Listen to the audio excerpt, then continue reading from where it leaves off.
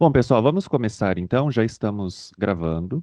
Esse curso, ele foi uma demanda do Fórum de Editores que aconteceu lá em Campinas, principalmente visando que a rotatividade de editores é muito grande na área.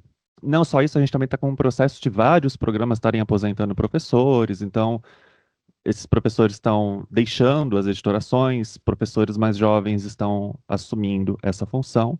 Por conta disso, a demanda por cursos de formação, principalmente iniciais, né, introdutórios, para pessoas que não tinham experiência de editoração científica, foi um dos temas mais recorrentes. A gente também recebeu demandas para formação de pareceristas, né, Carol? Mas a gente acabou focando na questão das editorações, porque isso está mais dentro do nosso métier, porque os pareceristas não necessariamente eles fazem parte da revista científica, eles mais prestam ali um favor, né, para a gente, mas de fato os editores eles fazem parte da revista científica. Como foi pensado este curso? Eu, o Fred e a Carol juntamos os pré-requisitos da Cielo com os pré-requisitos do Scopus para que uma revista consiga indexação nestes indexadores grandes. Então, veja que aqui não são regras, a gente não está falando assim, ó, façam assim. O que a gente está mostrando são as indicações e que se vocês seguem essas indicações, as chances de conseguirem uma indexação é muito alta. Então, acaba sendo boas políticas para suas práticas editoriais. Evidentemente, vocês podem complementar esse material com, por exemplo, os cursos da ABEC, isso inclusive foi mencionado pelo Flávio, da PUC Minas. Mas aqui para nós, né, para a nossa realidade, porque a ABEC ela é uma coisa geral, ela não está pensando especificamente na CR Teologia. Então, para a nossa realidade, da nossa área, então a gente fez esse curso. E evidentemente, pegando as nossas experiências editoriais, pegando o que a gente conhece das revistas da área, a gente também vai indicar os locais que a gente considera que são de maior fragilidade. E aqui, evidentemente, a gente não está apontando o dedo para nenhuma revista específica, mas sim, a gente vai mencionar que a gente percebe determinadas fragilidades e daí cada um vê quanto que se adequa ou não para a realidade do seu próprio periódico. A gente vai começar pela estrutura do periódico, pensando na organização mais geralzona do periódico, o que esses critérios falam a respeito. Sobre o título, o Scopus exige um título diferente se já houver outro periódico indexado com o mesmo nome. Então, aqui é interessante, porque, por exemplo, às vezes a gente tem um periódico, eu vou dar o exemplo do periódico lá da Carol, Estudos Teológicos. Então, provavelmente, este nome em inglês, Theological Studies, já deve existir. Então, é importante vocês observarem, porque às vezes vale a pena vocês colocarem o nome fantasia. Então, nome fantasia, dois pontos, estudos teológicos. Ou estudos teológicos, o nome da instituição.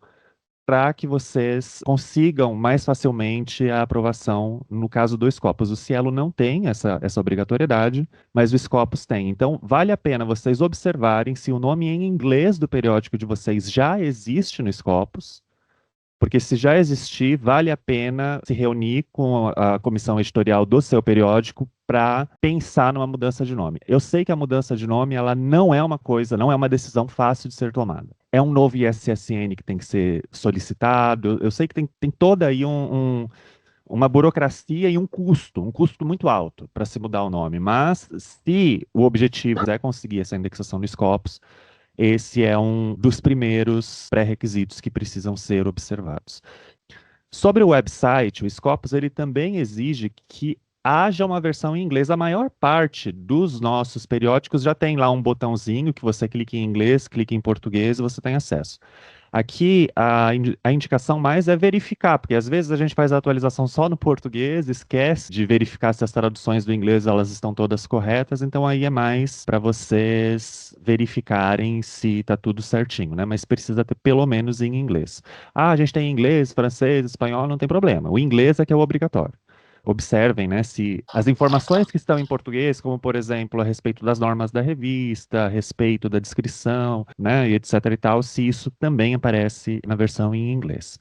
E o ISSN, que a gente encaminha para Scopus, que a gente encaminha para Cielos, é a versão digital, porque o ISSN ele muda se é digital ou se ele é físico.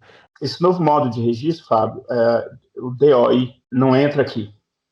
Não, o DOI ele não é do periódico inteiro. O DOI é de cada artigo. Cada artigo tem um registro. O ISSN, ele é como se fosse o RG de uma publicação periódica. Então, não é só periódicos acadêmicos, mas, por exemplo, revistas. Revista Época, revista Isto É, essas revistas também têm SSN, é um código internacional, só que este código ele muda do tipo de publicação. E daí se você tem uma publicação que é mista, então um periódico que ele tem tanto versão física quanto versão digital, ele acaba tendo dois ISSNs, e é isso que a gente está tentando. O que você encaminha para o indexador é a versão digital. Sobre a estrutura do periódico, precisa ter uma missão. E o que que é a missão? Não é foco e escopo. Isso a gente também percebeu, acessando os periódicos da área, que às vezes, quando você clica em missão, o que está escrito é o foco e o escopo.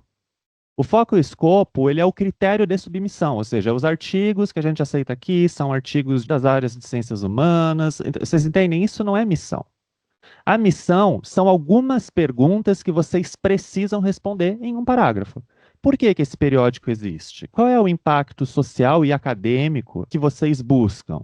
Quais valores orientam as suas decisões? Qual é o público-alvo desse periódico? Como que vocês pretendem contribuir para a disciplina do periódico e para a sociedade? Ah, mas o meu periódico é multidisciplinar. Não importa que ele é multidisciplinar, tem uma disciplina base. Então, por exemplo, se é um periódico de um PPG de teologia, ainda que ele possa se apresentar como multidisciplinar, ele tem uma disciplina base, a teologia. Então, ele pretende contribuir de alguma forma com a teologia. Então, a gente precisa alinhar isso com as diretrizes éticas da COP. A COP é um comitê de ética da Europa e ela tem essa diretriz. É muito fácil, só vocês jogarem no Google para pesquisar. Mas levem em consideração alinhar com essas diretrizes na hora que vocês forem elaborar esse parágrafo. Mas eu acho que aqui a maior atenção é não confundir o foco e o escopo com a missão. A missão não é o foco e o escopo. Ano de criação não é toda a revista que coloca no sobre, né, da revista quando que ela foi criada, a gente precisa ter o ano de criação ali definido. E as entidades responsáveis para a publicação. Na maior parte dos casos, a entidade responsável para a publicação vai ser o programa de pós-graduação do qual a revista está vinculada. Entretanto, existem algumas revistas que elas estão associadas a mais de uma entidade. E daí eu cito aqui o exemplo da Plura, porque a Plura, eu não sei se ela continua sendo, mas por muito tempo ela foi a revista da BHR. Então veja que a entidade responsável não é apenas o programa de pós-graduação de Juiz de Fora. No caso da Plura, é também a BHR. Então, neste caso, vocês colocam as duas entidades responsáveis. E existe, evidentemente, alguns periódicos que são multi-institucionais. A própria Rever é esse caso. A Rever, ela é vinculada ao programa de pós-graduação da PUC São Paulo, de Ciência da Religião, e também ao programa de Estudos da Religião da Universidade Católica Portuguesa. Então, isso também pode acontecer, de ser uma revista com mais de uma entidade. Continuando ainda sobre a estrutura do periódico, a gente precisa colocar também a entidade jurídica. O que que é a entidade jurídica? Se o periódico precisar ser processado, quem é que vai responder judicialmente pelo periódico? Usualmente, no caso das universidades particulares, é a mantenedora da própria universidade que é a entidade jurídica. E no caso das universidades públicas, daí neste caso não é o governo. Nesse caso é a própria instituição. Então veja que a gente tem duas realidades distintas pela questão jurídica brasileira. Quando é uma universidade particular, quem responde judicialmente é a mantenedora, não é a universidade. A não ser que a universidade seja a própria mantenedora dela própria. Nem toda universidade particular tem mantenedora, mas quando ela tem a mantenedora, quem responde é a mantenedora. No caso das públicas, como a universidade pública é uma autarquia com personalidade jurídica própria, de acordo com o ordenamento jurídico brasileiro, então, neste caso, quem responde é a própria universidade. Então, vamos pegar o caso da Sacrilegens, Universidade Federal de Juiz de Fora. Se alguém for processar a Sacrilegens, estaria processando a própria Universidade Federal de Juiz de Fora. Diferente de se alguém for processar o último andar, aqui da PUC São Paulo. Nesse caso, estaria processando a Fundação São Paulo, que é a mantenedora da PUC São Paulo. Então, é importante vocês verem quem é a mantenedora. Às vezes, isso é uma coisa tão burocrática, uma coisa tão fora do nosso métier como professor. Por exemplo, a gente não é contratado como professor se questionando quem é o mantenedor, quem é a mantenedora da nossa instituição, mas é o tipo de coisa que a gente precisa ir atrás, porque isso precisa ser informado quando vai preencher esses formulários de indexação. Então, a entidade jurídica é essa personalidade judicialmente responsável pelo periódico que tem a ver com a responsabilidade jurídica da própria instituição. Então, é uma questão de vocês irem, próprio departamento jurídico, vocês podem ir direto nesse departamento para perguntar. Se for a universidade pública é mais fácil, é a própria universidade. Agora, as particulares a gente precisa questionar, porque daí cada uma delas tem um regime distinto. A cidade e o estado. Aqui é importante porque, às vezes, quando o periódico ele tem mais de uma instituição, vocês terão que escolher uma cidade e estado. Na nossa opinião, o ideal é colocar onde tem mais pessoas trabalhando. Mas os documentos eles não deixam isso claro, eles só falam que precisa ter uma cidade-estado específico, mas a nossa recomendação seria que vocês colocassem onde tem mais pessoas trabalhando. E qual é o tipo de documento mais publicado? A gente vai ter toda uma discussão a respeito de artigo científico e artigo de revisão. Mas já vamos antecipar um pouco essa discussão aqui. Para a nossa área, e assim como para muito das ciências humanas, a distinção entre artigo científico e artigo de revisão é uma divisão que é estranha, mas que orienta as ciências exatas e as ciências da saúde. E esta cobrança, ela acaba aparecendo também quando nós buscamos esses grandes indexadores. O que são artigos científicos nos critérios destas hard sciences, digamos assim? Artigos que foram feitos com fontes primárias. Então, artigos de pesquisa aplicada, que a pessoa foi para campo, que teve entrevista, que teve participação com seres humanos, ou então que foi trabalhar com um documento que não é científico e está fazendo um tratamento pela primeira vez desse documento, pesquisa documental mesmo. Então, isso seriam artigos científicos, que está trabalhando com fontes que originalmente não eram fontes acadêmicas. E o que seriam artigos de revisão? Os artigos que foram construídos majoritariamente em cima de fontes secundárias. Então, os artigos de revisão bibliográfica. Por que que eu falo que isso daqui não faz sentido para nós? Porque nós continuamos considerando que são artigos científicos os artigos de revisão. A gente não considera que eles não são científicos, a gente não considera que eles têm um status inferior aos artigos de fontes primárias. Mas os periódicos, eles têm uma tendência a fazer essa distinção e a cobrar um certo percentual de que um número mínimo de artigos sejam de fontes primárias, ou seja, isso que eles estão chamando de artigos científicos. A gente vai ter uma discussão um pouco melhor mais para frente hoje, mas já fiquem com essa informação na cabeça, porque se a maior parte do tipo de artigo publicado é artigo de revisão, ou seja, artigo com fontes secundárias, não é que você vai ter a sua indexação negada, mas eles, digamos assim, já é um ponto negativo que vai entrar lá na balança. Daí qualquer outro errinho pode pesar muito para eles considerarem negar a sua indexação.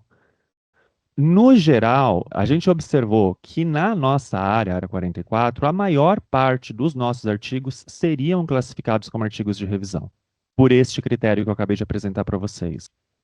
E isso reflete, vocês já devem ter ouvido pessoas reclamarem da dificuldade que os periódicos da nossa área têm de conseguir indexação na Cielo. E em grande medida isso tem relação com isso. A Cielo ela quer um percentual alto. Então, assim, pode ser 20% de artigos de fontes primárias, o que eles chamam de artigos científicos, e 80% de artigos de revisão. Eles gostariam que esse número ficasse mais próximo dos 50-50. A sugestão que a gente faz, isso não é obrigatório nos documentos, mas discutindo, quando a gente estava elaborando esse material, a sugestão que foi, acho que foi até a Carol quem deu essa sugestão, né, Carol? É que talvez a gente criasse sessões distintas mesmo na revista. Então, fazer uma sessão de artigos, daí você dá um nome da sessão, né? A revista ela é livre, não precisa se chamar necessariamente artigo científico ou artigo de revisão.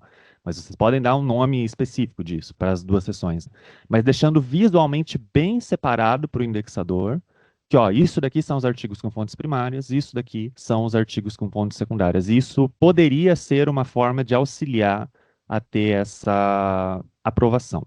As revistas da área da saúde já fazem isso. Então, se vocês acessarem uma revista de medicina, uma revista de enfermagem, vocês vão observar que tem uma seção, e geralmente é a primeira seção. Se tiver um dossiê, o dossiê é a primeira seção, né? Mas daí, geralmente tem uma seção que são para os artigos de fontes primárias, e depois vem os artigos de revisão. E geralmente, os artigos de revisão, eles ficam reservados a grandes nomes. Isso também é uma outra característica que Isso não é. A gente está falando que deve ser assim na nossa área. A gente está comentando que isso é uma característica das ciências da saúde. Então, geralmente, quem é que é autorizado a fazer artigo de revisão? É um médico de grande renome, um enfermeiro de grande renome, mas, novamente, é outro tipo de ciência. Nós somos das ciências humanas, a gente restringir cientistas recém-doutorados a fazer artigo de revisão talvez seja um tiro no pé para o nosso caso. Mas a gente teria que pensar em alguma forma de aumentar um pouco os nossos artigos de fontes primárias. E isso seria uma coisa importante para a nossa área.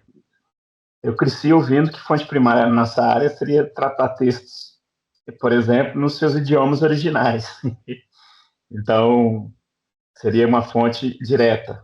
Mas, pelo visto Não, aqui, está mais uma não, questão para a gente está etnográfica. considerando fonte primária aqui no caso, Cídio, de acordo com metodologia científica. Fonte primária é a fonte não acadêmica. Então, o pesquisador ele foi para campo, fez entrevista, pesquisa participante, aplicou uma survey, um questionário, fez uma etnografia, tudo isso é fonte primária. Ou no caso de textos, tá? Eu estou Documental. trabalhando. Pesquisa documental é fonte primária. Por exemplo, texto bíblico é fonte primária, mas se você fizer uma revisão sobre o que escreveram de um texto, não é mais fonte primária. Não, mas a Agora, a pesquisa gente, sobre sei lá, autores. escreveu sobre o que Max Weber escreveu. Não é fonte É. primária, entendeu? Não. Ir diretamente ao autor. O autor não é fonte primária do Se seu for um autor pensamento? acadêmico, não. Por exemplo, eu quero trabalhar os tipos ideais do Weber. Não é fonte primária pegar o texto do Weber e trabalhar sobre isso, mesmo que você vá no texto No original. original alemão, isso não é. A fonte primária ela é a fonte não acadêmica. Então, no Não caso de acadêmico que a estudos. gente traz para dentro do mundo Isso. Então, acadêmico. por exemplo, no caso de estudos de religião, uma encíclica, uma bula papal, um documento produzido pela igreja, isso são fontes primárias. Eu abordei material ritualístico da maçonaria. É documento. Isso é fonte primária. Isso Fonte é fonte primária. primária. Agora, se você for citar o Fábio Mendia, que foi estudioso de maçonaria, o trabalho dele é fonte secundária. Porque ele já estuda isso por uma perspectiva acadêmica, gerando livros, gerando artigo acadêmico. Então, essa é a distinção. Isso pode ser uma coisa que vocês fazem, nem é todo periódico que faz pré-avaliação, mas a gente vai falar um pouquinho sobre pré-avaliação, já até de na hora que entra, na entrada do artigo, vocês lendo o resumo, já saber se foi fonte primária ou não foi. E daí, dessa forma, vocês meio que já separar nas duas sessões para conseguir atingir esse percentual, porque daí vocês talvez passem na frente na fila, os que são de fonte primária, para serem avaliados primeiro, para conseguir dessa forma aumentar um pouquinho o percentual de artigos de fontes primárias. Mas, assim, dentro da teologia tem muito estudo bíblico. O estudo bíblico é fonte primária, mas o exegeta já é fonte secundária. Então, isso que às vezes fica um pouco confuso, porque se o estudo é bíblico do próprio texto bíblico, é fonte primária. Mas assim fica mais. Tem uma racionalidade. Não é tão, assim, os empiristas das outras áreas querendo impor sobre nós uma questão, né? Quer dizer, faz sentido isso. Essa lógica faz sentido. Né? Depois, nós temos que pensar na nossa dinâmica interna se faz sentido também, né? Isso é uma segunda etapa da reflexão. Mas no primeiro eu acho que a momento, gente tem que testar, porque é o tipo de coisa que ainda não foi testado na nossa área. Vamos testar, e daí pode ser que daqui a 2 anos, quando acontecer o próximo fórum, a gente no fórum fala, olha, testamos essa questão da fonte primária e secundária, não deu certo, não conseguimos ter as métricas que eles pediram, e daí a gente pensa numa próxima estratégia, né, de como daí lidar com a Cielo. É interessante, sabe, que você fala no início, acho que não estava gravando ainda, que você introduziu essa questão nas suas aulas de metodologia. Né? Essa é uma questão que é pertinente para a gente apresentar isso na metodologia, porque aí a coisa vem sendo feita de baixo para cima. Né? Ter essas distinções, apresentar, acho que é um debate, não é periférico. Eu acho que saber essa distinção também até auxilia a gente a conseguir ampliar o nosso horizonte de publicação.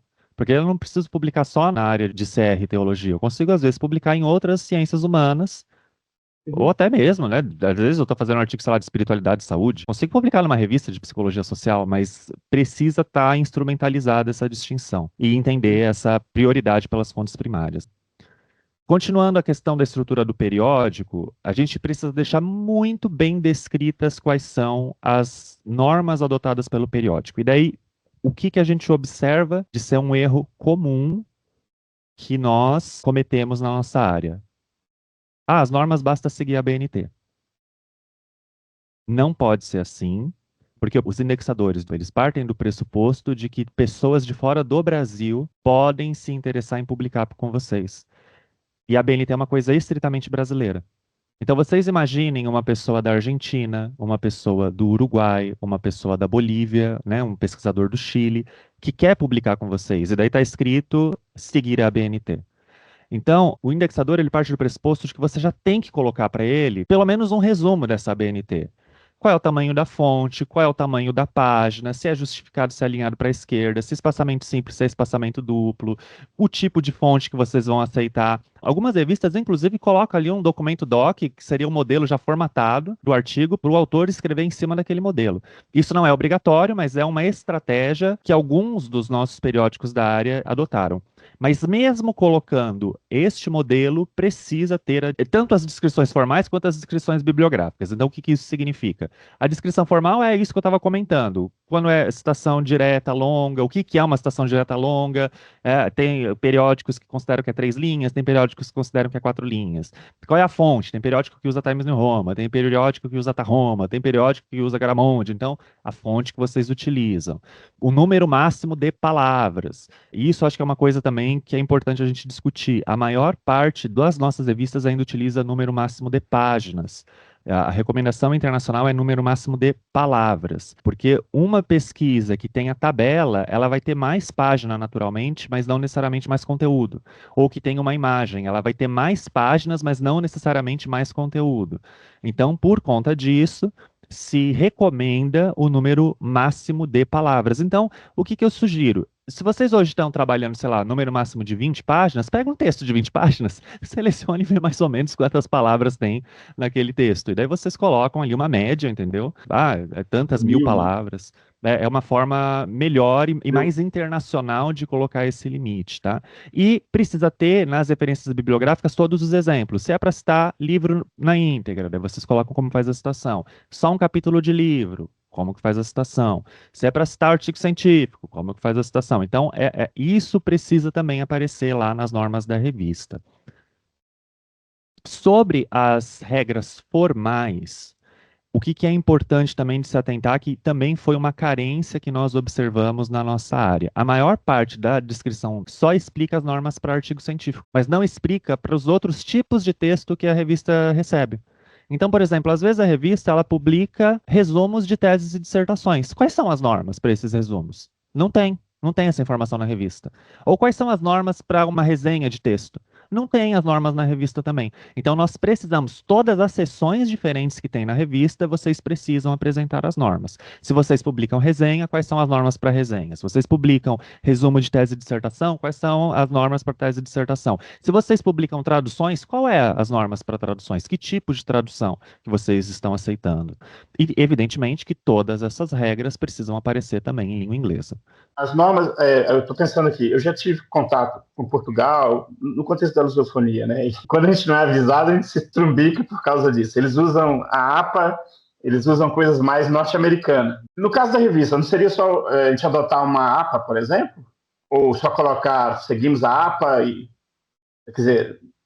Então, é justamente isso que os indexadores não querem. Mesmo que você decida não adotar a BNT, mesmo que você decida adotar a APA, você precisa descrever a APA. Tem que ter a descrição Qualquer um que do eu site. adotar, eu preciso mencionar o nome e fazer os recortes. Mesmo que você decida... Você não é obrigado a mencionar o nome. Você não é obrigado a mencionar que é APA.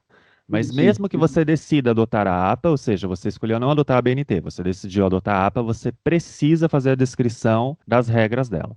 Por que isso acontece? Mesmo essas normas grandes internacionais, como a Vancouver, como a APA, sofrem alterações regionais. A própria BNT sofre alterações regionais, vocês já devem ter percebido isso. Então, por conta disso, eles pedem que a revista ela coloque as suas próprias regras. Eu vou dar um exemplo de alteração regional que a Rever fez antes de ser norma, porque agora virou norma na BNT. Mas por muito tempo, a BNT, quando a gente ia fazer as citações, ele pedia para colocar o nome dos autores em caixa alta. Então, por exemplo, Silva, S-I-L-V-A, tudo em caixa alta. A Rever, ela não fazia assim, ela só colocava o primeiro S em caixa alta e o resto em caixa baixa, porque senão ocupava muito espaço na diagramação. Então, a Rever já é uma revista enorme, né? Toda vez que sai 400 páginas por número. Então, para ganhar um pouquinho de espaço, a gente começou a fazer assim, ou seja, adaptando a BNT. A revista ela tem uma liberdade de fazer adaptação. Por exemplo, a BNT ela exige 2 fontes, ou é Times New Roman ou é Arial. Não tem meio termo ali. Mas muitas revistas não diagramam dessa forma. A própria Rever diagrama em Garamonde. Tem revista que diagrama em Tarroma. Você tem uma liberdade, enquanto editor científico, de fazer adaptações dessas normas. Então, é justamente por entender essa liberdade que a revista científica tem de adaptar essas normas, que ela sugere que não se coloque seguir a BNT, ou seguir a APA, seguir Vancouver, seguir Chicago. Ao invés disso, você descreva realmente quais são as normas. E não precisa nem mencionar a BNT ou coisa, eventualmente, entre Você pode até parênteses. mencionar que é baseado na BNT, nos casos escusos, verifique a BNT. Eu acho que uma coisa que seria boa é isso. Porque, por exemplo, os periódicos da Springer, a Springer utiliza a APA como sendo o sistema dela. Então ela tem a descrição, só que ela não consegue prever todos os casos. Então, às vezes, tem uma pessoa que quer citar um vídeo de YouTube. Ela não tem lá no site dela como citar vídeo de YouTube. Então, o que ela coloca? Em casos escusos, verifique o site da APA.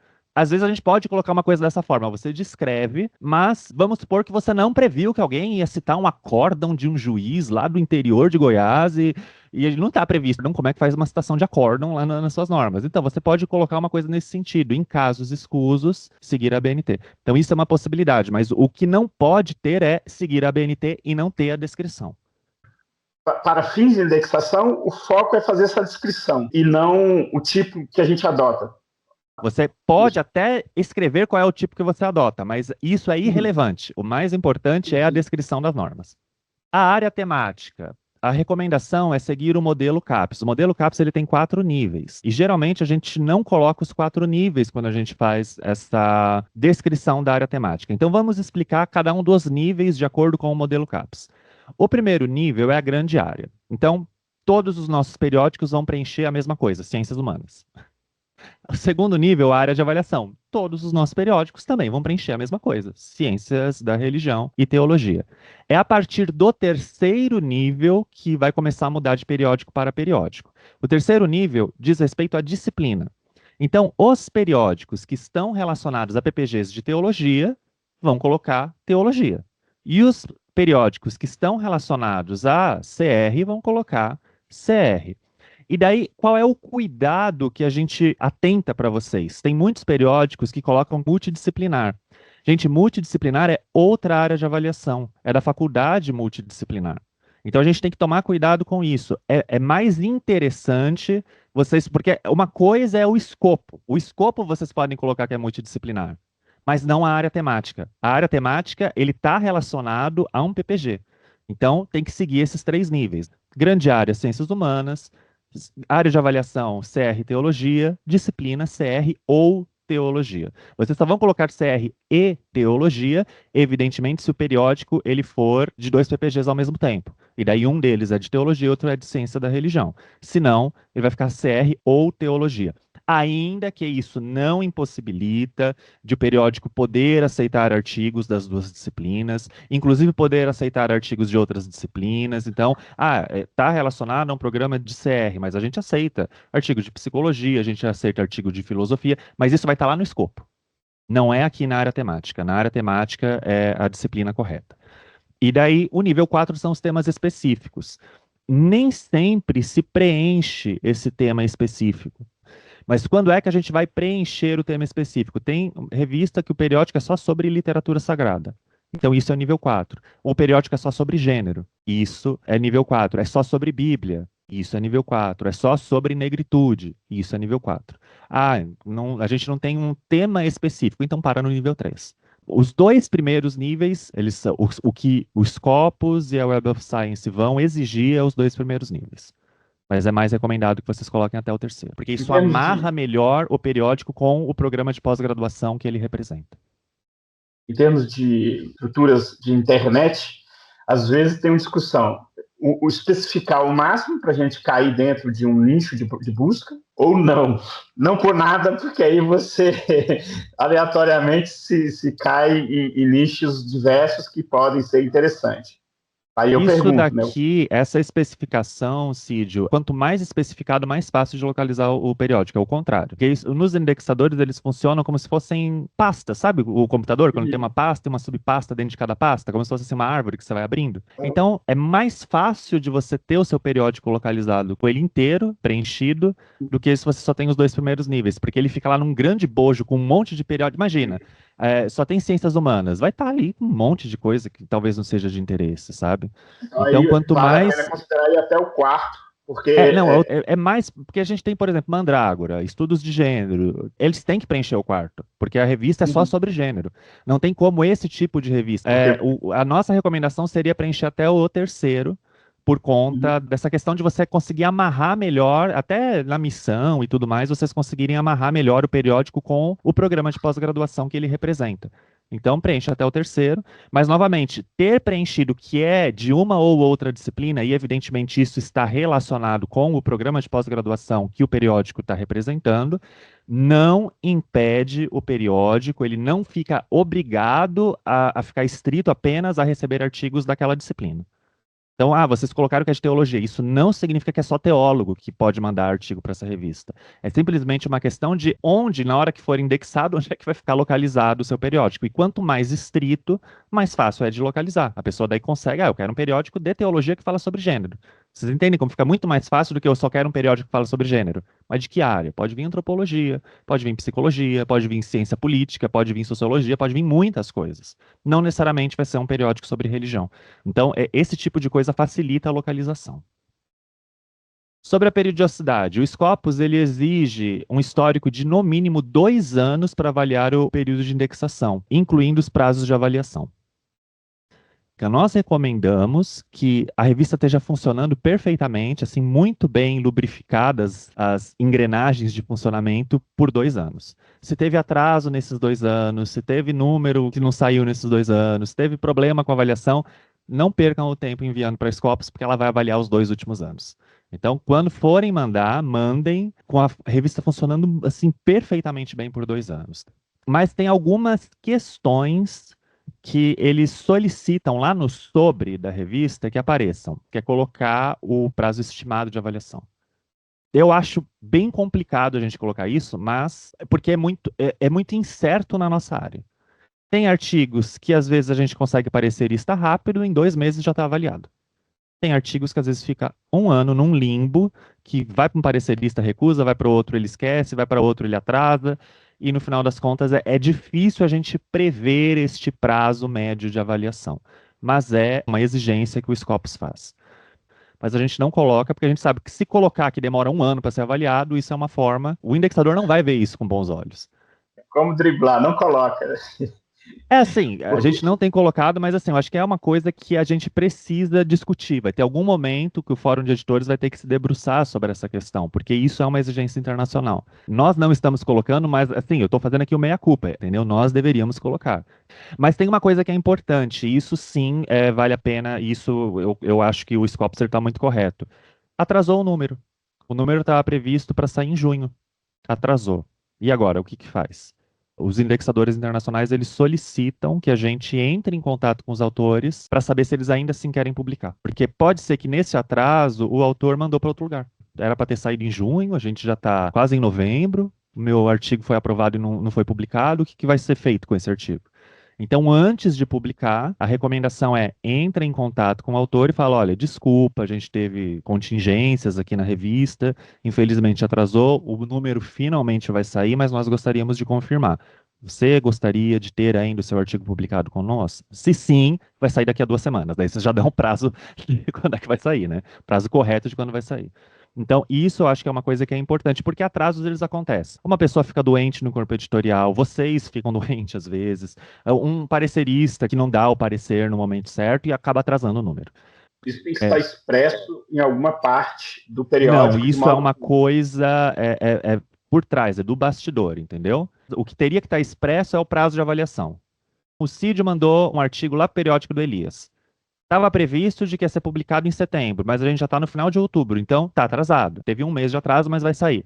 Então o que o indexador ele recomenda, mas isso é que o Elias mande um e-mail para o Cid falando, Cid, desculpa, a gente teve alguns problemas aqui na revista, mas a gente finalmente vai lançar o seu artigo. Já que estamos atrasados, gostaríamos de saber se você ainda tem interesse em manter o artigo conosco. Ele já está aprovado. Se você aceitar manter, a gente vai publicar daqui a 2 semanas. O indexador sabe disso porque ele tem acesso à nossa plataforma? Como é que ele tem acesso à plataforma, exatamente. Os indexadores, eles pedem que você crie um usuário para eles de administrador geral e eles têm acesso geral à plataforma. porque senão seria fácil demais. Isso também foi até importante você fazer essa pergunta, Cídio, porque toda a troca de mensagens que vocês fizerem com autores tem que ser via plataforma. Não façam coisas pelo e-mail pessoal de vocês. Então, recebi, porque a plataforma ela manda o e-mail para vocês, né? Vocês já devem ter percebido isso. Então, a gente abre o e-mail, daí tem lá, ó, você recebeu o e-mail, uma mensagem do Cídio. Daí, às vezes, a gente na pressa responde direto do nosso navegador. Não, acessem a plataforma da revista e respondam pela plataforma, porque isso vai ser importante para que os indexadores, na hora que eles forem fazer essa avaliação, vejam as comunicações que acontecem entre os editores e os autores, os editores e os avaliadores. Toda a comunicação façam via plataforma. Sobre a periodicidade contínua. Nossa, isso daqui foi um debate que a gente ficou uns 3 meses debatendo, né, Carol? O que a gente observou na nossa área? A nossa área tem utilizado a periodicidade contínua para nunca fechar dossiês. Então, vamos supor assim, eu tenho um dossiê de religião e política. Esse dossiê era de 2020, ainda está recebendo artigo em 2025. Não é isso que é periodicidade contínua. Periodicidade contínua, ela prevê que, a partir do momento que um artigo foi aprovado, ele já aparece no site, antes do número ser fechado. Então, a gente tem datas de fechamento dos números. Vamos supor que a revista ela é semestral. Então, ela vai fechar um número em junho e outro número em dezembro. Mas eu tive um artigo que foi aprovado em julho. Acabou de fechar o número de junho. Eu vou ter que esperar até dezembro para as pessoas poderem ler meu artigo? Não. Na periodicidade contínua, a revista ela já coloca no ar esse artigo já em julho mesmo, e daí quando chega em dezembro, fecha o número da revista corretamente. O dossiê ele tem uma deadline, ele tem um prazo. Gente, acabou aquele prazo, fechou o dossiê. Os próximos artigos que forem aprovados a posteriori devem ser lançados na temática livre. Eles não devem ficar sendo retroalimentados para um dossiê. Por que isso é importante? Porque o dossiê ele tem uma data. Então, se o dossiê é de 2023 e o meu artigo só foi publicado em 2025, eu perdi esse artigo na hora que eu for preencher lá no Sucupira? Porque ele está com uma data de 2023. Vocês conseguem entender o problema que acontece dessa retroalimentação contínua e ad eternum de dossiês? Se for o caso, vocês abram um segundo dossiê com o mesmo temático, um volume 2 do mesmo dossiê. Mas não fiquem retroalimentando para sempre um dossiê. Isso não é periodicidade contínua. A periodicidade contínua ela tem a ver com o artigo ser aprovado e ele já ser imediatamente publicado. Ou vocês podem optar pela não periodicidade contínua, onde só lança os artigos quando se fecha os números, daí nas datas corretas de fechamento do número da revista. Essa eu acho que foi o maior erro, né, que a gente, de toda a área, assim, esse é o erro mais grave que a gente observou nos nossos periódicos. O entendimento de que periodicidade contínua permite que dossiês fiquem abertos para sempre. E não, esse não é o caso. O dossiê, se ele tem uma deadline, vocês fecham com o número de artigos que ele tinha, e os outros artigos que posteriormente não conseguiram ser avaliados a tempo, que teve atraso, vocês, quando eles forem aprovados e se os autores quiserem continuar com esse artigo na revista, publiquem como temática livre. Sobre a periodicidade regular. Isso daqui também é uma coisa que foi interessante porque teve uma padronização internacional de como que se organiza a periodicidade de um periódico. E periódicos mais antigos da nossa área utilizam, às vezes, um sistema que foi anterior a essa padronização. Vou dar um exemplo de um periódico que não é da nossa área, na área que eu digo aqui, Amptec, porque ele não está relacionado a um programa de pós-graduação, embora seja um periódico de teologia, que é o Ciberteologia, da editora Paulinas. O Ciberteologia, se vocês observarem, ele sai um número, que são os fascículos. Esse número, ele nunca é resetado. Então, começou lá no 1, já está no 90, não sei das quantas. Ele nunca volta para o número 1.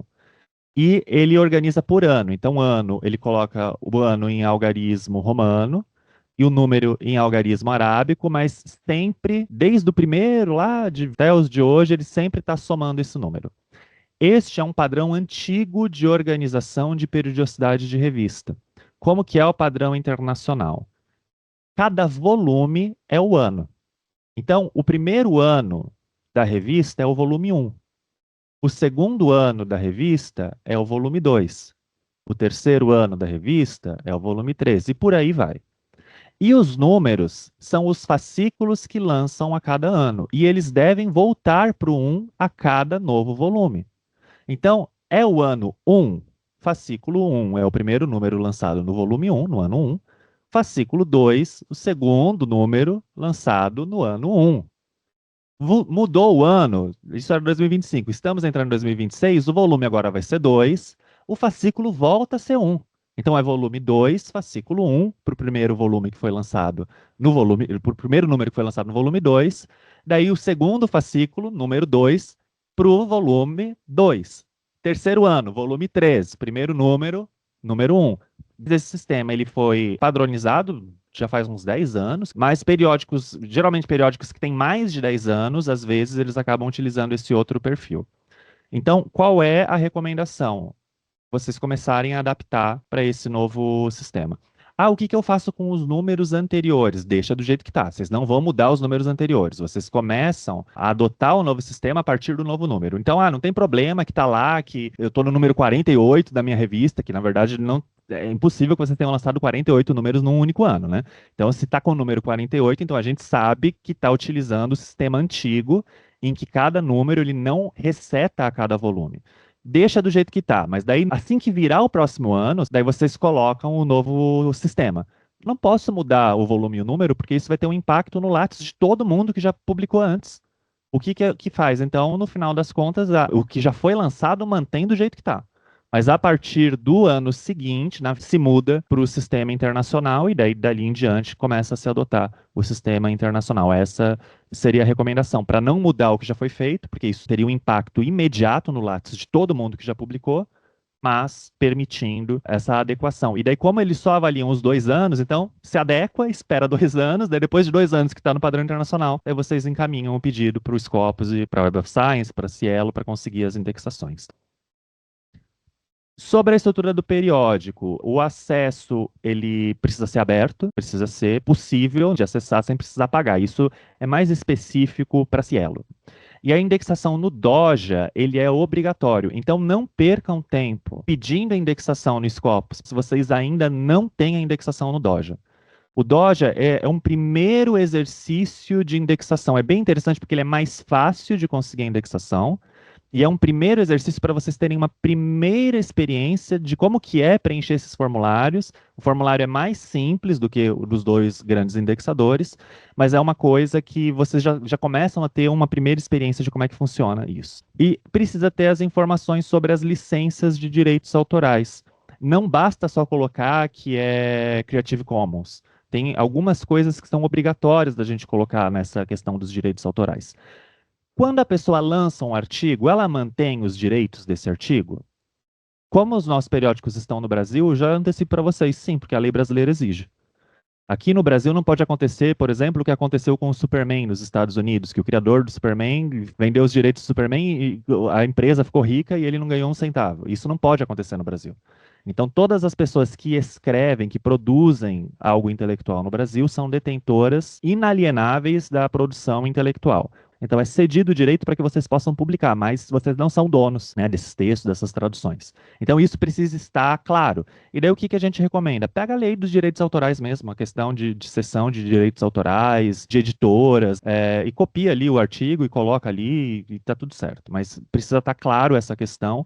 Aqui, novamente, pela lógica de que não necessariamente os seus autores serão brasileiros, e lá fora é possível ter esse sequestro do direito autoral. A lei brasileira não permite esse sequestro. E isso precisa estar claro, inclusive para se um europeu, se uma pessoa dos Estados Unidos queira publicar com vocês, que são lugares onde eu posso ter a minha produção intelectual sequestrada pela editora, né? Que aqui no Brasil isso é ilegal. Agora, o que vocês podem fazer? Isso a lei brasileira permite, que é o embargo de publicação. Você publicou no meu periódico, você não pode lançar esse texto em outro lugar num período de X. Então, vamos supor, você publicou o artigo no meu periódico, por 1 ano você não vai poder lançar ele como capítulo de livro, você não vai poder fazer tradução dele, você não vai poder lançar em outro lugar. Isso é uma coisa que a lei brasileira permite. Não é uma prática da nossa área. Nunca vi nenhum periódico da área de avaliação. Eu já vi periódicos internacionais de religião fazerem isso, mas não da nossa área de avaliação aqui no Brasil. Eu nunca vi nenhum periódico brasileiro fazer isso.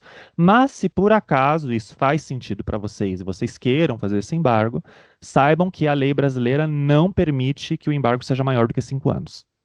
Internacionalmente, a maior parte dos periódicos fazem embargos de 1 a 2 anos. Depois desse período, a pessoa pode fazer o que ela quiser com esse texto. Mas aqui no Brasil, a nossa lei, ela não permite mais do que 5 anos. Mas eu acho que isso daqui seria o caso de quando vocês escreverem a política de acesso aberto, dizer que não tem embargo. Porque não há, nunca vi. Não, se algum de vocês viu, pode até falar. Mas eu nunca vi esse tipo de prática na nossa área de avaliação. E a Cielo, ela sugere um tipo específico de Creative Commons, que o Creative Commons, eles têm vários tipos de Creative Commons. Então, ele sugere esse tipo, que é Creative Commons by. O by significa que é obrigatório citar o autor caso você utilize um pedaço da obra. Isso faz sentido para a gente, porque se eu vou citar um artigo do Jonas, eu tenho que falar segundo o Jonas, eu vou ter que citar o nome dele. Então, o by é uma coisa assim, que é meio óbvia para a gente. E o que é o NC? O NC é não pode utilizar comercialmente esse texto. Então, ou seja, eu posso copiar o PDF do artigo, mas eu não posso vender esse PDF. Eu posso disponibilizar, posso compartilhar na internet, mas não de forma que isso gere remuneração. Então, eu acho que é muito interessante essa recomendação do Cielo. Então, é Creative Commons, que obriga a você citar o autor todas as vezes que você utilizar a produção dele, e você não pode monetizar em cima do artigo dele. Então, essa é a recomendação que o Cielo adota, e acho que ela faz bastante sentido para a forma como os nossos periódicos funcionam. Sobre o indicador H5, isso daqui não aparece no site do periódico, mas ele é pedido no formulário. Quando vocês vão pedir a indexação, ele pede. Essa é uma métrica do Google Scholar, do Google Acadêmico. Nem todos os nossos periódicos têm perfil no Google Acadêmico. Então, se vocês ainda não têm, criem um perfil. Comecem a colocar os artigos, porque daí o próprio Google vai dar esse indicador H5. É um trabalhinho que vocês vão ter na hora de cadastrar pela primeira vez. Depois o próprio Google Acadêmico ele vai se autocomplementando, daí vocês não precisam mais se preocupar, mas o primeiro cadastro ele vai dar um pouco de trabalho. Daí depois vocês veem essa métrica e daí vocês informam essa métrica nos formulários, só para vocês entenderem o que é esse editor, tá? E sobre a catalogação, vocês precisam listar todos os indexadores, repositórios e catalogadores. Existem repositórios brasileiros do próprio governo federal que a gente deve explorar. Então, por exemplo, teve um artigo que falou alguma coisa sobre a Assembleia Legislativa. A própria Assembleia Legislativa tem um repositório, que daí vocês podem entrar em contato e pedir para que eles registrem a revista de vocês. Então, isso aí é mais uma questão descritiva, é mais para vocês listarem mesmo essas catalogações. Ainda sobre a estrutura, gente, eu sei que é bastante tempo, mas a estrutura do periódico é a mais longa, depois os outros vão ser mais rápidos, tá? Sobre a estrutura do periódico, vocês precisam falar sobre a sustentabilidade financeira, quem é a entidade responsável por pagar pela revista, em geral é a mantenedora, que é quem vai pagar as horas dos editores, e se existem outras fontes. Por exemplo, existe edital de fomento, que vocês concorreram e conseguiram um fomento para conseguir custear. Precisa ter quem é o editor-chefe, e quem é o e-mail de contato para a revista, que será por onde o indexador vai entrar em contato. Então, o e-mail de contato tem que ser um e-mail que vocês consigam acessar de uma certa forma e é melhor colocar o e-mail da pessoa responsável pela indexação. Então, não necessariamente este e-mail de contato da revista ele vai ser o e-mail do editor-chefe. Se tem uma pessoa no corpo editorial que está responsável só pelas indexações, então é o e-mail desta pessoa quem vai ter que constar nos formulários. Agora, sobre o formato de apresentação, daí aqui tem a ver com como que a revista se apresenta. Ela se organiza por volume, daí lembrando que o volume é ano. O Scopus, ele não permite que a gente publique com data retroativa números que saíram atrasados. Ele prefere que vocês condensem os números, ao invés de lançar com data retroativa. Sobre os números, o número é cada fascículo, precisa delimitar quantos números saem por ano e reiniciar a contagem a cada ano, aquilo que a gente já falou mais cedo. Sobre o ano de publicação, ele deve aparecer o ano formalmente em cada volume. O mês de publicação, o mês inicial e final do periódico é o recomendado, ou apenas o mês de lançamento do volume. E daí lembrando que o formato deve ser a abreviação das 3 primeiras letras. Então vocês não vão escrever setembro, 7 ponto. E também não vão escrever o número, 09. Vocês vão escrever as 3 primeiras letras. Então, o mês, vamos supor, sai em junho, J-U-N, ponto, e o ano. A única exceção é o mês de maio. O mês de maio não deve ser abreviado. Todos os outros meses são as 3 primeiras letras e o ponto. Vocês podem colocar o período inicial e final. Isso geralmente vai aparecer nos periódicos de fluxo contínuo. Então são aqueles que, ó, esses daqui são os artigos que a gente recebeu de janeiro até junho. Daí fluxo contínuo. Agora, se a revista não adota o fluxo contínuo, pode ser só a data do lançamento do número mesmo. Então, se lança em junho, se lança em julho, se lança em dezembro, se lança em janeiro, daí vocês coloquem essa data. Sobre o agrupamento de números, se há atrasos, aquilo que eu falei mais cedo, os números podem ser agrupados, mas entenda que eles entendem que isso deve ser excepcional. Isso não pode ser uma política comum da revista, de 2 em 2 anos estar agrupando o número. E caso 2 números forem agrupados, eles precisam ter o número de artigos previstos em 2 números e não em apenas um. Então vamos supor que a sua revista ela publica em média 30 artigos por número. E daí vocês se atrasaram e então agruparam 2 números. Então é previsto que tem que ter 60 artigos nesses 2 números agrupados. Vocês não podem falar que agruparam 2 números e sair com a quantidade de artigos de apenas um número. Porque daí o correto seria vocês colocarem só um número, porque na verdade um número não foi publicado.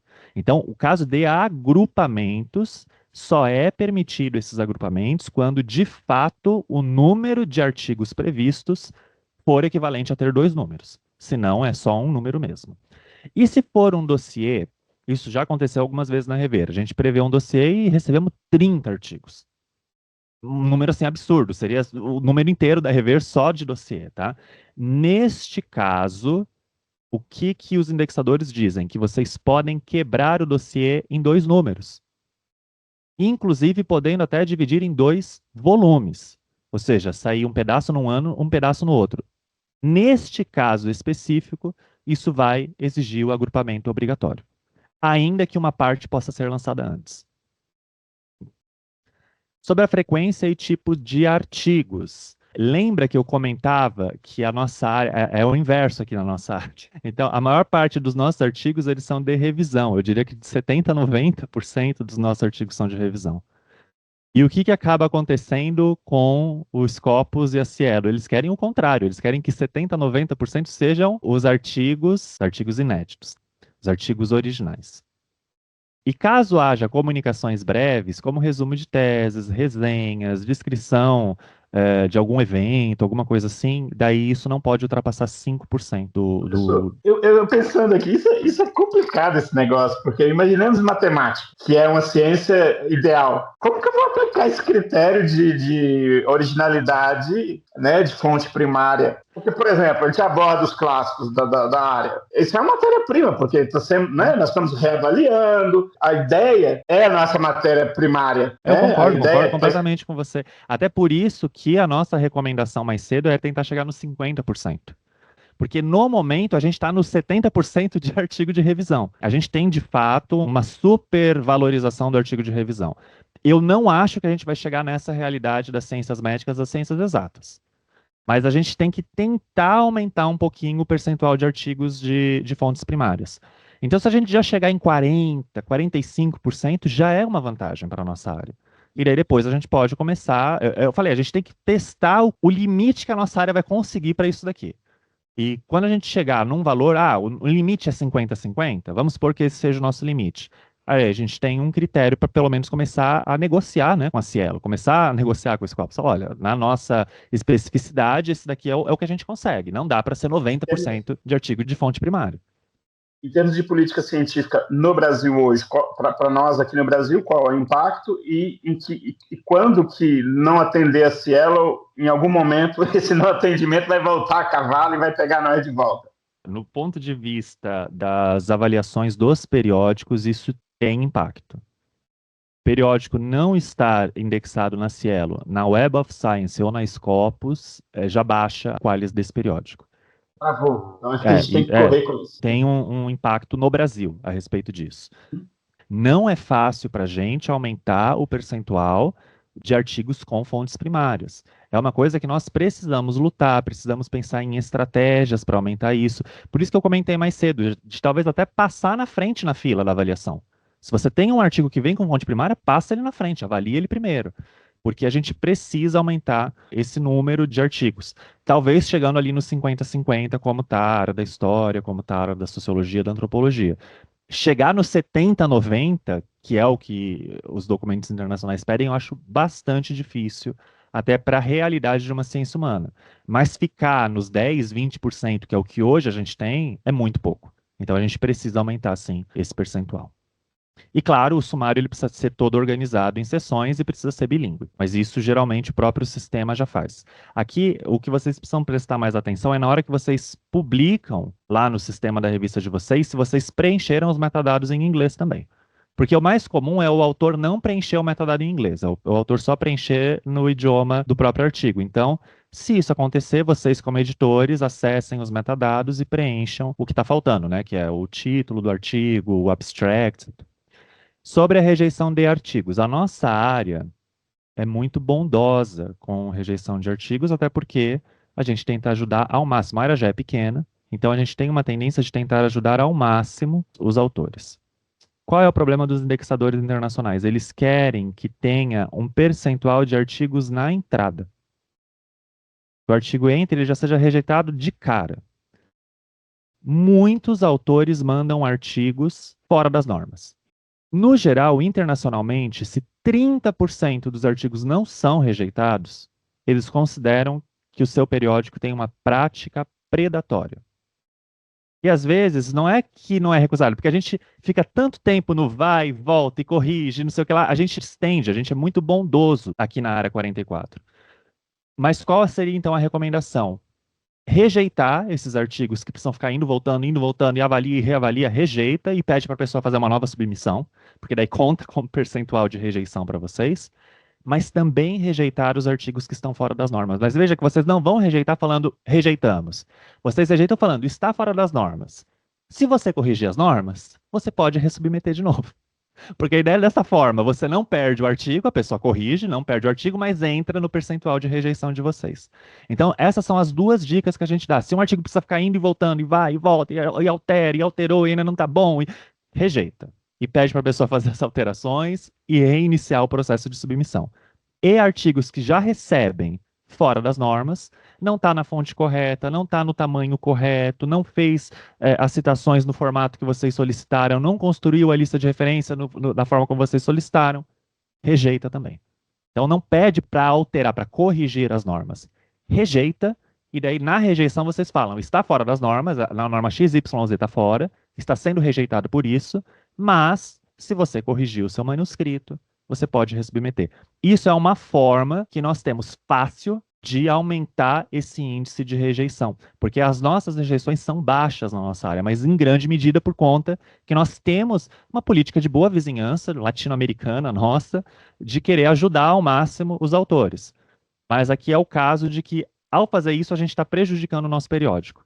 Então, acho que a gente consegue chegar num meio termo dessa forma. Está fora da norma, não é que você vai negar o autor de publicar na sua revista, mas você rejeita de cara, explica quais são as normas da revista que não foram adequadas e fala, por favor, corrija e ressubmeta. A gente não está se negando, mas como ele está fora da norma, pedimos que você ressubmeta na norma correta. Gente, isso tem a ver com o fato de que no exterior as revistas têm um escopo bem mais restrito. Na nossa área, o escopo é amplo. Por exemplo, nas estudos teológicos aqui, a gente aceita quase tudo que vem, né? Tipo, se tiver alguma discussão da área, já está aceito. É um escopo mais restrito para as revistas. Eu acho que isso é o que acontece no exterior. Porque a pessoa submete, está fora do escopo, já é rejeitado imediatamente. E a gente vai ter que, assim, recorrer a não estar cumprindo a norma da revista. Isso é um recurso para a gente conseguir entrar, porque a nossa área tem essa característica do escopo das revistas serem muito amplos. Esse fator faz com que a gente não tenha um índice de rejeição alto. Isso daqui tem a ver com cada artigo. Cada artigo precisa ter a numeração do volume, do número de páginas e o número do artigo se for de publicação contínua. Porque como na publicação contínua a paginação reinicia para cada artigo, você não tem, por exemplo, o artigo começa na página 20, ele sempre vai começar na página 1. Então, por conta disso, a gente coloca também o número do artigo. Todos esses números, eles precisam estar em arábico. Tem algumas revistas da nossa área que utilizam algarismos romanos para algumas dessas informações. É volume em arábico, número de páginas em arábico, tudo em arábico. O ISSN precisa estar também na página ali inicial do artigo. E você precisa ter, agora isso, não na página do artigo, mas na página da revista, uma relação completa dos editores. A gente depois vai passar quais são os dados obrigatórios que precisam ter sobre os editores. Quem são os editores? As pessoas que trabalham na revista. Ah, tem o fulano de tal faz a revisão de língua portuguesa, ele é um editor. O cicrano faz a diagramação, ele é um editor. Tem uma pessoa que é responsável em responder e-mail, é editor também. Quem trabalha na revista é editor. Quem não trabalha na revista não é editor. Então também cuidado com editores fantasmas. Porque quando os indexadores acessarem o sistema da revista, eles vão ver se tem editores que estão com o nome lá e não fazem nada. A pessoa que está lá como editora, mas não faz absolutamente nada na revista, ela deve ser retirada da lista de editores. Deve ficar apenas as pessoas que de fato trabalham na revista. A localização geográfica do periódico no formato cidade do periódico. O lugar onde vocês vão colocar na primeira página não importa, mas precisa ter essas informações na primeira página. Daí, o telefone não precisa estar no site, mas ele vai ter que aparecer no formulário que vocês vão mandar para o indexador. O telefone, a gente sempre recomenda que seja da pessoa responsável pela indexação. Então, a pessoa que está correndo atrás da indexação é o telefone que vocês vão colocar. O e-mail para contato, a mesma coisa. E daí vocês terão que responder se respeitou a periodicidade nos últimos 3 números. Houve atrasos, não houve atrasos. Às vezes, se vocês lançam 3 números por ano, é o último ano. A Scopus vai verificar nos 2 últimos anos, a Cielo vai verificar nos 3 últimos números. Agora, aquelas informações que eu falei que são obrigatórias do corpo editorial permanente. O nome completo das pessoas, a instituição por extenso. E o caso de professor que dá aula em 2 universidades. Então, vocês vão colocar apenas a instituição principal, que geralmente é a que a pessoa tem maior carga horária. A faculdade ou departamento, cidade, estado e país, o link do Lattes e o ORCID. Ah, mas não é assim que aparece no site. Aparece se você clicar em cima do nome do editor, porque geralmente no sistema das revistas, vocês colocam o username do corpo editorial e daí a revista lança como se fosse uma lista, né? Então essas informações todas que eu estou passando aqui, elas não aparecem só naquela lista. Mas se vocês clicam em cima do username do editor, daí ele abre uma janelinha. E daí o que vocês precisam pedir? Para os editores, as pessoas que fazem parte, que trabalham na revista, para elas preencherem corretamente o perfil de usuário delas do site da revista de vocês, para conter essas informações. Qual é o erro mais comum que a gente vê aqui? A faculdade, a pessoa coloca abreviada. Em vez de colocar Pontifícia Universidade Católica de São Paulo, coloca PUC-SP. Universidade Federal da Paraíba coloca o FPB. Sobre os pareceristas, tá? Informações dos pareceristas. Isso daqui não é público, isso daqui vocês vão mandar só para os indexadores. O nome completo do parecerista, instituição por extenso, faculdade, departamento, cidade, estado, link do Lattes, ORCID. Ou seja, os mesmos dados. A mesma coisa diz respeito aos autores. Informações obrigatórias dos autores. Mesma coisa, nome completo, instituição por extenso, faculdade, departamento, cidade, estado, país, link do Lattes, ORCID. O autor não está vinculado a nenhuma IES, nenhuma instituição de ensino superior. Então, o autor ele se declara como autônomo, nesse caso, cidade, estado e país é onde ele reside. Se o autor está vinculado a uma instituição, é um professor, por exemplo, de uma instituição, então a cidade, estado e país é da instituição onde ele trabalha. Isso Perdão, daqui... Fábio. Este elenco todo de autores pareceristas de pelo menos 2 anos. 2 anos, isso mesmo. O que acontece? Todas essas informações, gente, já estão no perfil dos usuários das revistas de vocês. Então, como é que vocês vão... O que vocês precisam verificar? Só se essas informações estão preenchidas. Porque isso deveria todos esses dados serem obrigatórios no perfil de usuário de vocês. Tem algumas instituições, a PUC São Paulo, onde eu trabalho é uma delas, ela não coloca a obrigatoriedade do ORCID. E essa é uma dor de cabeça para a gente. A gente já pediu para o DTI mudar, o DTI não muda, e daí toda pessoa que se cadastra não cadastra o ORCID, porque o ORCID não aparece, sabe aquele asterisco de quando você está fazendo o cadastro que fala que é um campo obrigatório? Na PUC São Paulo o ORCID não é campo obrigatório, mas é obrigatório para Cielo, para Scopus. Então a gente sempre tem que ir atrás, pedir para o autor informar o ORCID para a gente, porque no sistema da PUC o ORCID não está como informação obrigatória.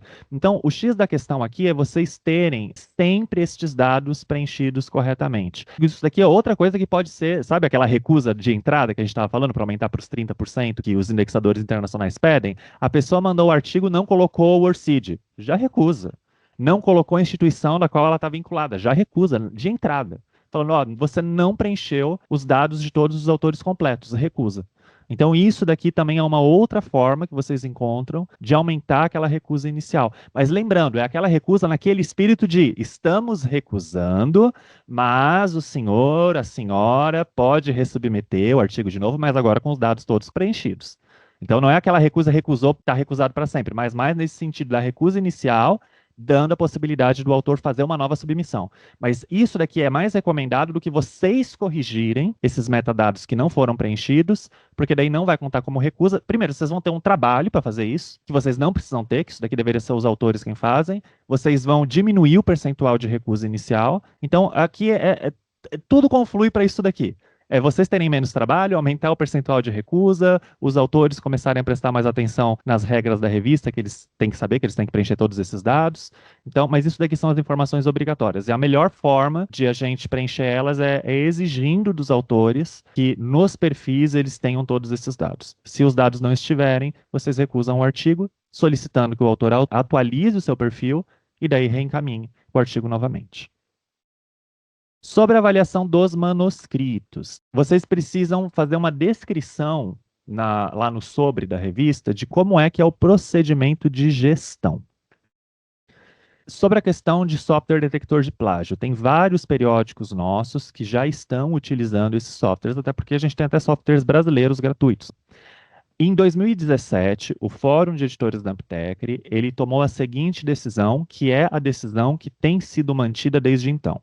A área, ela atura 20% de autoplágio. Um texto que eu mando para o periódico do Jonas, um artigo meu, ele pode ser 20% idêntico a outro texto que eu já publiquei no passado. Mas ele precisa ser 80% inédito.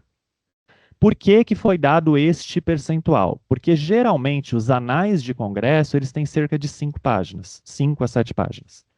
E daí, quando foi feito lá o cálculo nesse fórum de editores, chegamos à conclusão de que se eu for expandir um texto de anais de congresso, que eu quero agora publicar como um artigo, e daí, evidentemente, que não vai poder ser um artigo de 5 páginas, eu vou ter que transformar num artigo de 20, que então ficaria ali por volta desses 20%. Então, nesse sentido, essa foi uma decisão que foi tomada lá em 2017 e é a prática que a área... Isso daqui não é uma regra da CAPES, tá? Isso daqui foi um acordo da nossa própria área. Um acordo do próprio Fórum de Editores da Amptecre de 2017. Estou passando esse dado para vocês porque eu sei que alguns de vocês talvez não estivessem ainda como editores neste período, e daí vocês não conhecem, porque como essa não é uma regra escrita, e sim uma decisão que o Fórum teve, então vale a pena vocês entenderem isso. Se tiver 20% de autoplágio é tolerado, acima de 20%, daí não é tolerado. Ah, mas a pessoa, na verdade, ela transformou um capítulo da tese dela num artigo científico. Isso não é inédito? Não, isso não é inédito. Se o autoplágio, se o software de autoplágio detector já demonstra que não é inédito, que já está disponível em algum lugar. E como os artigos científicos eles precisam ser inéditos, então a pessoa ela pode reescrever o texto com outras palavras, com a mesma informação. Mas ela precisa reescrever, ela não pode ser simplesmente um Ctrl+C, Ctrl+V, que só mudou ali a introdução e a conclusão. Então, esse é o tipo de autoplágio que não seria tolerado. Vocês precisam descrever lá no sobre a revista quais são os procedimentos que são adequados. As sessões possuem processos distintos? Por exemplo, os artigos de dossiê são avaliados diferente dos artigos de revisão? Os artigos que um autor for convidado é avaliado de uma forma diferente de um artigo onde o autor não foi convidado? Então, tudo isso vocês precisam descrever. Existem formulários de avaliação? A Cielo, ela recomenda que tenha uma cópia desse formulário lá no sobre, para que a pessoa saiba quais são os itens que elas serão avaliadas nesse formulário. E uma coisa, isso daqui gerou muito debate em 2017. É uma exigência, tanto dos órgãos científicos brasileiros quanto dos internacionais, que a avaliação precisa ser cega. E daí isso gerou um grande debate. Porque algumas das nossas revistas, elas recusam na entrada artigos que não são de doutores. Se a pessoa não tem doutorado, o artigo já é automaticamente recusado. E daí qual é o X da questão? Se eu estou recusando um artigo pela titulação do autor, isso não é uma avaliação cega. Porque eu sei que o autor não é doutor e é este o motivo que está fazendo com que eu recuse esse artigo. Tanto que, se vocês observarem, nenhuma revista internacional se restringe só a doutores. Isso é uma coisa brasileira. Se vocês forem ver revistas em inglês, não existe esse tipo de restrição. Só doutores podem publicar aqui. Isso gerou um debate, uma polêmica, uma celeuma, porque tem algumas revistas que recebem muitos artigos e são restritas apenas a doutores. E que, se elas começassem a receber também artigos de não doutores, que a meia dúzia de gato pingado que trabalhava nessas revistas de graça, como voluntários, não dariam conta da demanda de trabalho. Então, o que foi acordado? A recomendação, a gente deixa em aberto. Se por acaso você é da revista XYZ e quer restringir apenas a doutores, você faz isso por sua própria conta. Porque o que tem que ser avaliado é o texto do artigo e não a titulação do autor.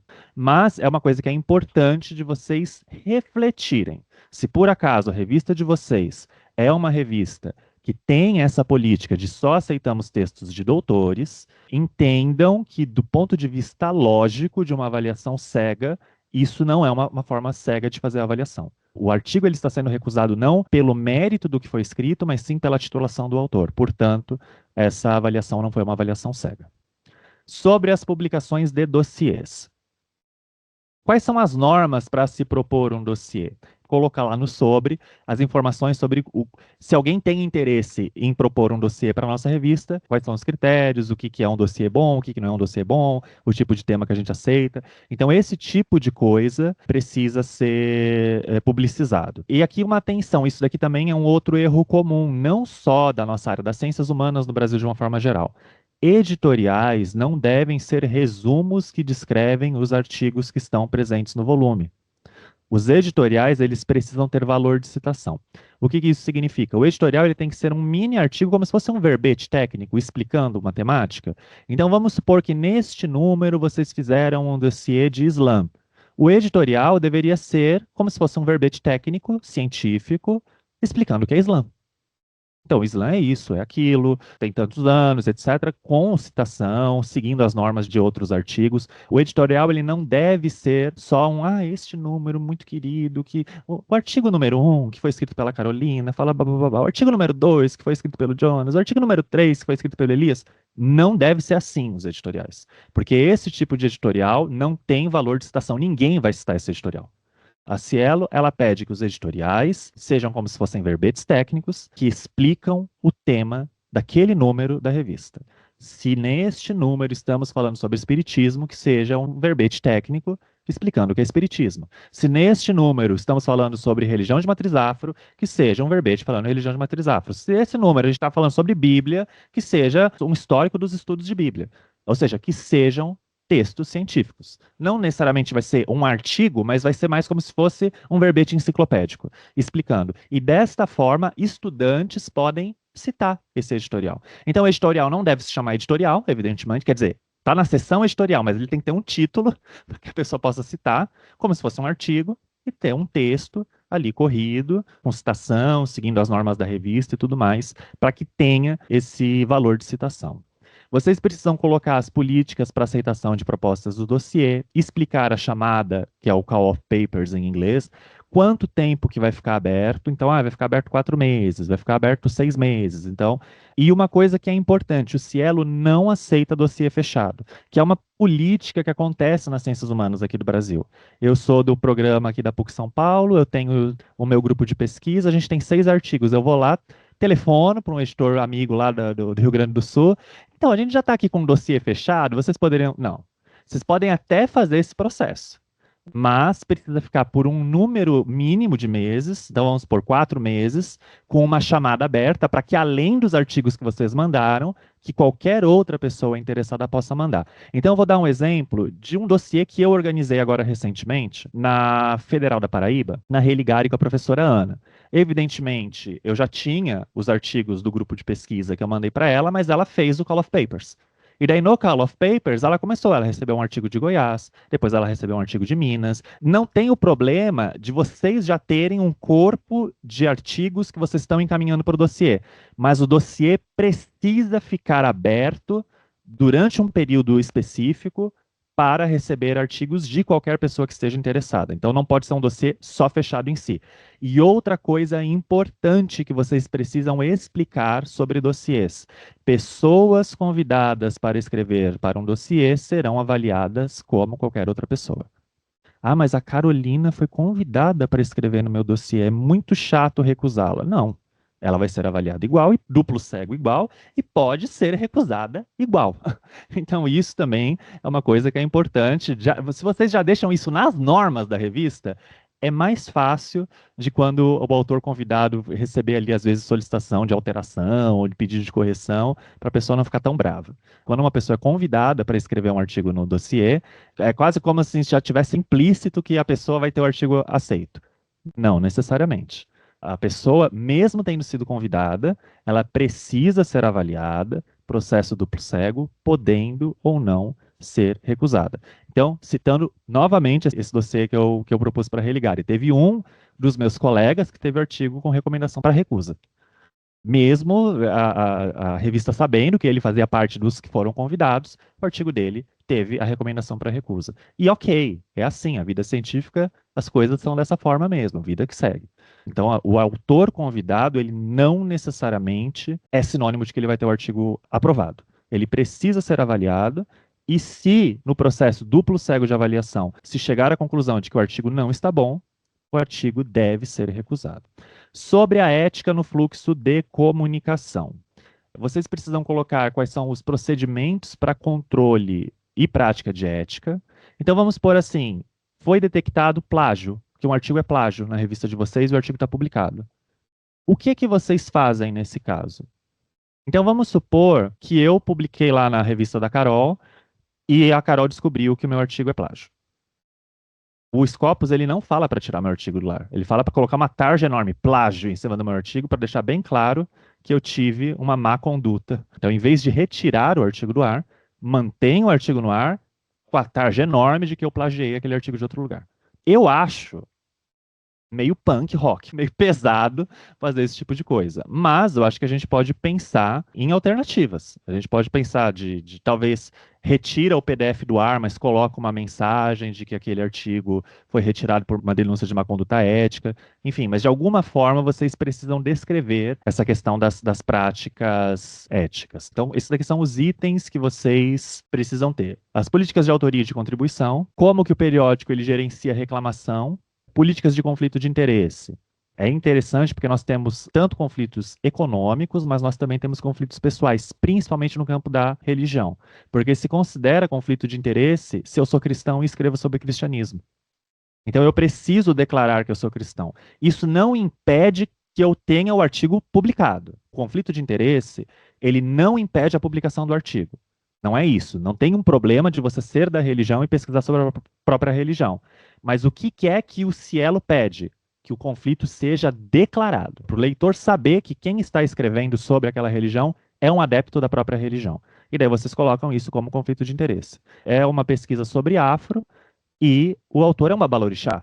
Então é um conflito de interesse que deve ser declarado. Ele não impede a publicação do artigo, mas ele deve ser declarado no artigo. Política de compartilhamento de dados e reprodução de texto. Então, a pessoa pode copiar o PDF, ela pode colocar em outros repositórios, ela pode colocar no academia.edu dela. Como a gente já viu mais cedo, a legislação brasileira diz que sim. Então aí vocês só vão falar o que a legislação fala. Política sobre supervisão ética. Política sobre propriedade intelectual. Foi descoberto aí que um artigo, depois de publicado, tinha um problema ético sério. Então, o que vai ser feito? Como que vai ser debatido? É feita uma reunião do colegiado? É feita uma reunião com a comissão editorial da revista? Como é que vocês chegam a um parecer a respeito disso? Quais são as opções do periódico para discussões e correções? A Carol escreveu um artigo falando mal de mim. Eu gostaria de escrever uma retratação. Qual é o lugar da revista que eu posso fazer isso? É na seção fórum, é na seção cartas. Então a gente tem que prever. Veja que são situações que muitas vezes a gente nem prevê. lá no nosso sobre da revista, mas a gente precisa prever. E caso conscientizada a má conduta, o periódico deve seguir as orientações da copy ou equivalente. Então, aquilo que eu falei mais cedo, depois vocês pesquisem no Google sobre a copy, vê mais ou menos ali o que ela recomenda. Eu acho que algumas coisas são pesadas, como por exemplo isso, não tira o artigo do ar, só coloca uma taxa plágio, porque eu acho que esse é o tipo de coisa que suja para sempre, né? O nome do acadêmico, às vezes é uma pessoa que está iniciando, cometeu o erro, o equívoco, ainda é um aluno. Então eu acho um pouco pesado fazer isso. Mas é o que a copy falaria, por exemplo. Mas daí vocês podem se basear nesse documento para ver como é que vocês vão direcionar esse tipo de coisa.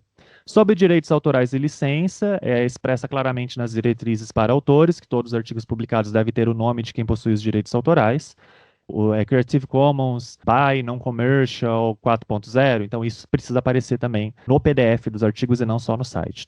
E qualquer política sobre publicação de versões finais aceitas ou artigos publicados em repositórios de terceiros devem ser claramente declaradas. A gente vai descrever lá na questão dos direitos autorais e licença que os autores têm essa licença, que eles podem compartilhar à vontade os PDFs dos artigos deles. Sobre taxas para autores, a gente precisa descrever se os autores precisam pagar algo para a revista. Como as nossas revistas não cobram essas taxas, a gente geralmente não tem essa informação. Só que a gente precisa colocar que não tem taxa, em um lugar claro e de fácil acesso. Também vocês podem acrescentar no próprio checklist. Sabe quando você está mandando um manuscrito que tem aquele monte de caixinha? É inédito, está nas normas, vocês podem colocar. Não foi cobrado nenhuma taxa do autor para a submissão. Vocês também podem colocar ali nesse checklist que ele está ciente de que a submissão ela é gratuita. Sobre acesso e arquivamento, há alguma taxa ou inscrição para a leitura dos artigos? Novamente, vocês têm que colocar que não. O arquivamento, o sistema que a gente utiliza já utiliza esse CLOCKSS. Mas aqui qual é o objetivo de vocês descreverem sobre acesso ao arquivamento? O que acontece com os textos caso o periódico encerre as publicações? Então, neste caso, é para isso que serve essa questão do acesso ao arquivamento. Existem cópias desses documentos em outros lugares? Se sim, onde? Como que a gente garante que esses textos não serão perdidos em caso do encerramento das atividades desse periódico? Então, esse é o tipo de coisa que o acesso ao arquivamento serve. Ele está pensando no dia que, porventura, o periódico deixar de existir, o que vai acontecer com todos os textos que foram publicados. Onde que a gente vai localizar esses textos? Sobre publicidade e marketing, né? Isso daqui é mais para se o periódico de vocês tem marketing. Quase nenhum periódico nosso tem pop-up, tem banner de anúncio, tá? Então, neste caso, vocês só vão colocar que não tem. Que a gente não faz publicidade, as nossas revistas não fazem publicidade, não tem nem publicidade, nem marketing, nem nada do tipo, tá? Mas qual é a importância disso daqui? Tem algumas revistas que recebem publicidade. E daí precisa estar muito claro na revista o que é publicidade e o que é artigo científico. Não pode acontecer, como acontece, por exemplo, nas revistas da Editora Abril, de eu ter uma coisa que parece que é uma notícia, que é uma matéria e na verdade foi toda paga. Então é mais nesse sentido, mas como não se aplica à nossa realidade, então nesse caso vocês só criam o campo para falar que não trabalhamos com publicidade e marketing. E sobre a solicitação de retirada de texto, a lei brasileira ela exige que os autores, se declararem que querem que o texto seja retirado do ar, que o texto seja retirado do ar. Então, vocês precisam, lá na questão ética, ter previsto o que acontece nesse caso. Vocês precisam deixar isso claro lá, o que ele tem que fazer para solicitar essa retirada do texto dele do ar. E daí depois tem a questão do fluxo quantitativo de produção. Isso daqui é mais para vocês preencherem para indexação. Isso daqui não é público, tá? Isso daqui é mais para o formulário da indexação. O número total de artigos que foram submetidos, quantos destes já foram rejeitados de entrada. Então, os artigos sem metadados, os com erro de formação, já é rejeitado de entrada. Quantos são rejeitados após a avaliação? Então, veja que são dois campos de rejeição. Um é o que é rejeitado sem nem ter sido avaliado, e o outro é o que é rejeitado após ter sido avaliado. Quantos estão em avaliação, quantos foram publicados, e lembrando que, geralmente, menos de 50% de rejeição tende a ser mal visto pelos indexadores. Se espera que pelo menos metade dos artigos sejam rejeitados, metade do que vocês recebem. Não é o índice da Rever. A Rever aprova mais do que metade. E eu acho que também não deve ser o índice de vocês. A nossa área ela tem uma tendência de aprovar bastante artigos. Então, eu acho que assim, se a gente chegar nos 30%, que é o mínimo do mínimo do mínimo, o Scopus nem vai indexar, se tiver menos do que 30. Mas se a gente conseguir chegar nesses 30% de rejeição, já vai ser um bom caminho para os nossos periódicos. Os artigos precisam deixar claro quanto tempo levou para eles serem avaliados. Como que a gente demonstra isso formalmente no artigo? Com a informação recebido em e a data de recebimento, quando é a data que entrou no sistema, e aceito em a data em que o autor recebeu a carta de aceite. Se for fluxo contínuo, daí vocês têm que também colocar uma terceira data, que é a data da publicação. Foi recebido em, aceito em e foi publicado em. E o Cielo pede que isso apareça na primeira página do artigo. Então pode ser uma coisa assim, você colocou o título, colocou o nome do autor, já recebido em e aprovado em. É isso, pessoal, que a gente tinha para passar para vocês e espero que tenha de alguma forma ajudado vocês com. Mas veja que, seguindo itens de indexação, a gente acaba conseguindo organizar as nossas revistas e ter um padrão muito mais alto, né?